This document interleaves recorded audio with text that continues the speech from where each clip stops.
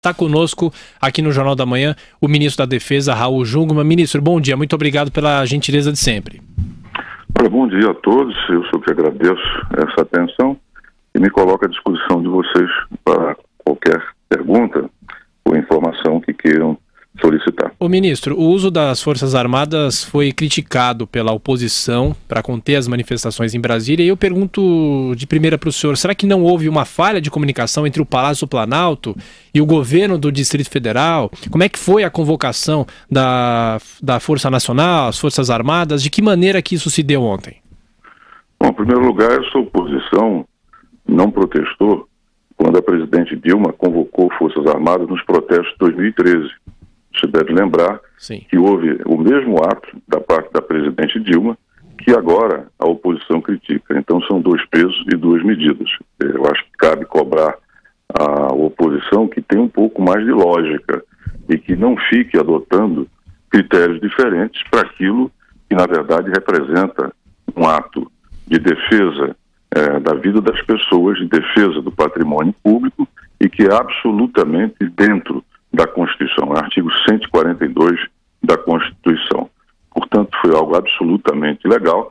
É a mesma oposição que aplaude quando há desordem nos estados, quando as pessoas estão lá expostas ao crime, quando há uma greve de polícia, como aconteceu no Espírito Santo, ou mesmo no Rio de Janeiro, são as mesmas pessoas que aplaudem quando se utiliza as Forças Armadas e o Comando Constitucional de Garantia da Lei e da Ordem, da GLO, são elas que agora, evidentemente pensando em um ato muito mais retórico, muito mais de oposição por oposição, tem esse tipo de posicionamento. O que nós fizemos é constitucional, é legal, foi feito nas Olimpíadas, foi feito no Rio de Janeiro, no Espírito Santo, quando inclusive as forças foram aplaudidas pelas pessoas nos prédios quando chegaram para garantir a vida delas, em Pernambuco, 2 vezes no Rio Grande do Norte, na crise prisional, enfim, é sempre utilizado quando há uma perda de controle das forças locais.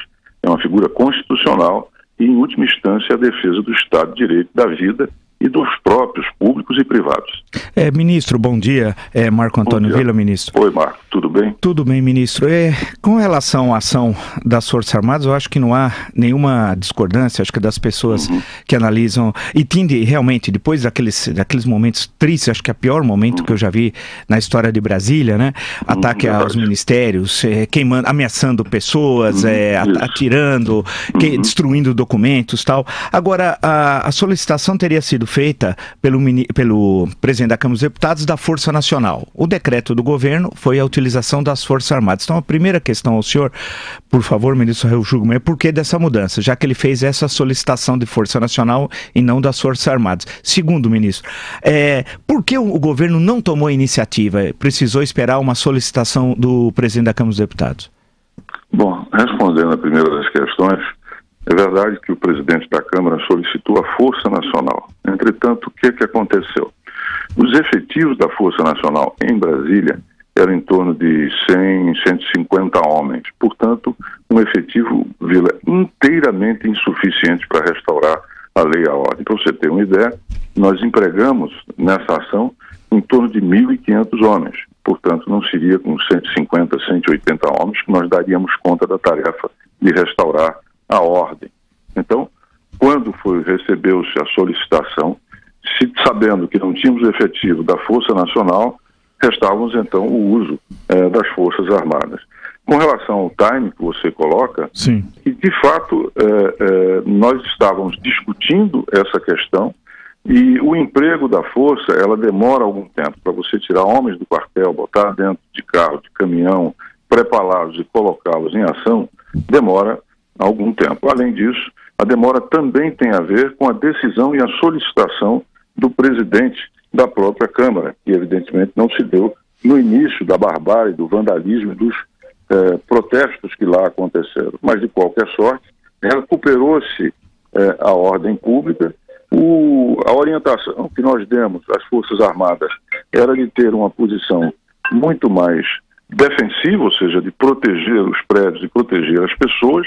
A ordem não era fazer a repressão dos vândalos, isso coube e continuou nas mãos da polícia militar, que inclusive pôde tirar vários dos seus efetivos que cuidavam dos prédios, né, para poder, digamos assim, fazer frente a esses atos de vandalismo. De sorte que isso que aconteceu, o processo de tomada de decisão, para que você, e também o deslocamento, o aprestamento, o deslocamento das tropas, para que pudesse recuperar a ordem. Ministro, não, desculpe, José. Não, ministro, no momento estava com a palavra no Supremo o ministro Marco Aurélio, e ele fez uma crítica, ele deu a notícia do pedido das Forças Armadas e declarou em todas as letras que esperava que não fosse verdade. O senhor tem algum comentário a fazer a respeito? 2 comentários. Acho que talvez tenha chegado ao ministro Marco Aurélio dados fragmentários, afinal ele estava dentro de uma sessão do Supremo, né? Acho que fica difícil de acompanhar os fatos tal qual eles se deram. Em segundo lugar, o ministro Marco Aurélio há de considerar como eminente constitucionalista que o artigo 142 da Constituição permite legalmente, constitucionalmente, o uso de Forças Armadas nessa situação. O uso esse, que eu volto a dizer, foi intensamente aplaudido todas as vezes que se deu, porque quando você usou Forças Armadas para restaurar a lei e a ordem, era porque uma comunidade, uma cidade, um estado estavam ameaçadas em situação de desordem, de arrastão, de vândalos, de quebra-quebra, sequestros, assassinatos e assim por diante. Então foi exatamente para garantir o que é a base da democracia, que é o Estado de Direito. Não existe democracia sem ordem. E foi isso que foi restabelecido de acordo com o que manda a Constituição e, evidentemente, sem qualquer vítima, sem qualquer conflito, sem qualquer confronto, porque essa foi a nossa orientação para tropas, que inclusive tem um treinamento para lidar com conflitos urbanos. Ministro Raul Jungmann, as Forças Armadas permanecerão em Brasília, nesse estado, nessa situação tal de proteção aos prédios públicos, de garantia da lei e da ordem, tal qual, e é correto, dispõe a Constituição até 31 de maio, segundo o decreto. Isso vai permanecer até 31 antes? Como é que fica essa questão, ministro? Pessoalmente, eu não creio que seja necessário exaurir todo o tempo. Quando você faz um decreto como esse, sim, você faz uma estimativa de tempo de emprego das forças que será necessário. Já agora pela manhã, nós vamos avaliar a situação. Recuperada a tranquilidade e não existindo informações de que se repetirão esse tipo de atos, o presidente da República imediatamente suspenderá a garantia da lei e da ordem, ou seja, o emprego das Forças Armadas. E os danos, ministro, não sei se é do ministério do senhor tal, mas realmente eles atacaram os prédios dos ministérios, queimaram arquivos, destruíram equipamentos, destruíram a parte externa. Como é que vai, quem que vai acionar, ministro? A AGU, não sei, desculpe a minha ignorância, mas alguém vai acionar alguém vai, ou o contribuinte brasileiro, ordeiro, que paga os seus impostos, que quer o respeito ao Estado Democrático de Direito, vai ter de arcar com esse ônus? Obviamente, eu diria, é algo incontornável, é algo que não se pode deixar de fazer, que é responsabilizar penalmente aqueles que cometeram esses atos de barbárie, de desrespeito, e obviamente terão que pagar pelo prejuízo que fizeram a imóveis que são chamados próprios públicos. Quando você diz um próprio público, você quer dizer o seguinte: olha, isso aqui é do povo brasileiro, que com impostos, com trabalho, com sacrifício, tá certo? Possibilitou que se tivesse esses imóveis exatamente para prestar serviço ao povo, exatamente para prestar serviço ao cidadão, à cidadã. Então, eu diria, é inaceitável que não se puna, tanto no âmbito penal como no âmbito civil, e também, de fato, eles sejam responsabilizados e tenham que ressarcir os cofres públicos por essa barbárie, por esse desrespeito, por essa violência que foi cometida e que, obviamente, não faz parte de uma manifestação cívica, de uma manifestação democrática e ordeira. E isso não foi o que aconteceu da parte desses grupos. Por isso, eles devem e serão punidos e responsabilizados. Ministro, o nosso tempo já está esgotado, mas eu queria colher um depoimento do senhor sobre a nossa crise, a crise política que o Brasil está vivendo. O senhor é do PPS, o partido se dividiu, o senhor continuou no governo, outros ministros, como o ministro Freire da Cultura, deixou o governo. Eu pergunto para o senhor, com a sua longa experiência na vida pública, de que maneira, como o governo vai se sustentar em meio a tantas crises, a tantas críticas, em meio aos protestos, de que forma o governo se sustenta? Governando.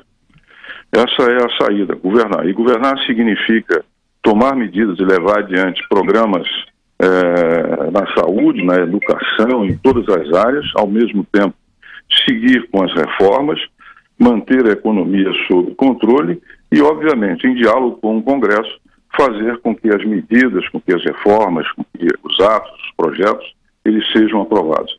Isso, aos poucos, vai ficando cada vez mais claro que o governo não perde a capacidade de governar e, evidentemente, é de interesse da nação que o país saia do buraco em que o governo anterior colocou o país, reduza o desemprego, a inflação está sob controle, de sorte que eu acredito que a grande saída, repito, é governar, governar e governar. O resto virá com o devido tempo. Ministro da Defesa, Raul Jungmann, muito obrigado pela entrevista à Jovem Pan, ao Jornal da Manhã. Bom trabalho. Eu só te agradeço, um bom dia de paz e trabalho a todos.